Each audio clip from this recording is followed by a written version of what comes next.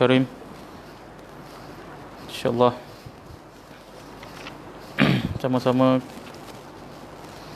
kita berkongsi hadis-hadis Nabi SAW mengenai solat berjemaah, dan mudah-mudahan bermanfaat bagi kita insyaAllah.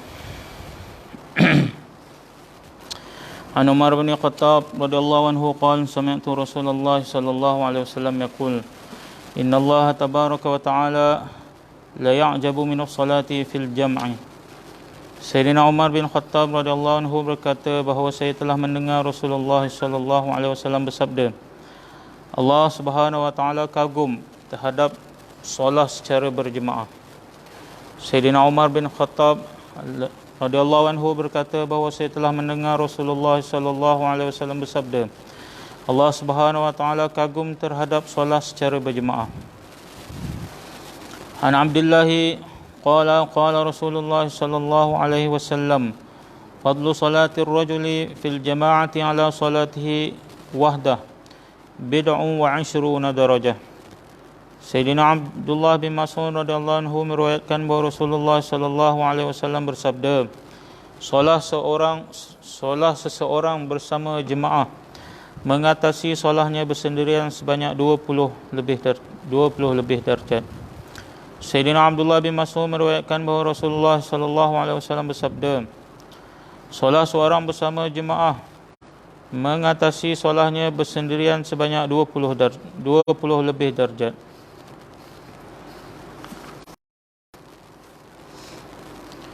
An Ibn Umar radhiyallahu anhuma anna Rasulullah sallallahu alaihi wasallam qala salatul jama'ati afdalu min salatil fardhi bi 27 darajah.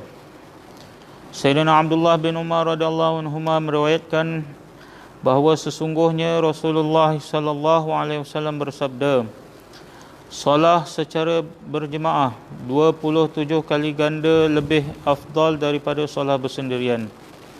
Sayyidina Abdullah bin Umar radhiyallahu anhuma meriwayatkan bahawa sesungguhnya Rasulullah sallallahu alaihi wasallam bersabda, solat berjemaah 27 kali ganda lebih afdal daripada solat secara bersendirian.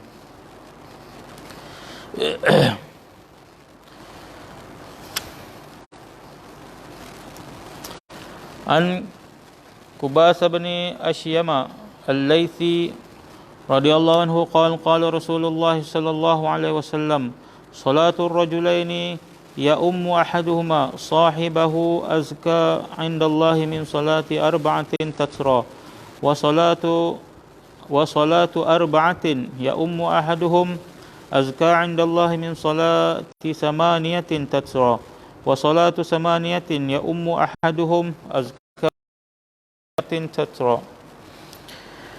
Sayyidina Qubath bin Ashyam Laythi radhiyallahu anhu meriwayatkan bahawa Rasulullah sallallahu alaihi wasallam bersabda, solat dua orang yang mana seorang menjadi imam dan seorang menjadi makmum lebih disukai oleh Allah Subhanahu wa taala daripada solat 4 orang secara berasingan, dan solat 4 orang secara berjemaah lebih disukai oleh Allah Subhanahu wa taala daripada solat 8 orang secara berasingan, dan solat 8 orang berjemaah lebih disukai oleh Allah Subhanahu wa taala daripada solat 100 orang secara berasingan.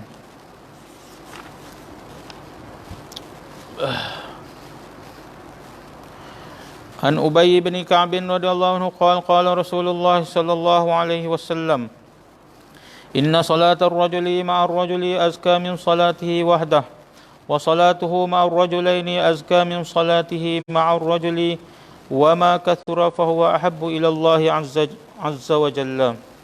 Sayyidina Ubay bin Ka'ab radhiyallahu anhu berkata, Rasulullah sallallahu alaihi wasallam bersabda, sesungguhnya solat seorang lelaki bersama seorang yang lain secara berjemaah lebih disukai oleh Allah Subhanahu wa taala daripada solatnya sendirian, dan solat 3 orang secara berjemaah lebih disukai oleh Allah Subhanahu wa taala daripada solat 2 orang secara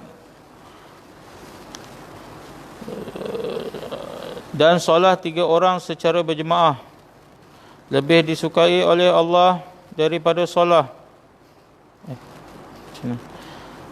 Dan solat dua orang secara berjemaah lebih disukai daripada solat secara bersendirian. Demikian makin ramai ahli jemaah makin disukai oleh Allah Subhanahu wa taala. Jadi insya-Allah, alhamdulillah apa yang kita dengar, mudah-mudahan kita dapat ambil iktibar mana sampaikan. Dan tadi kita baca hadis tentang solat berjemaah.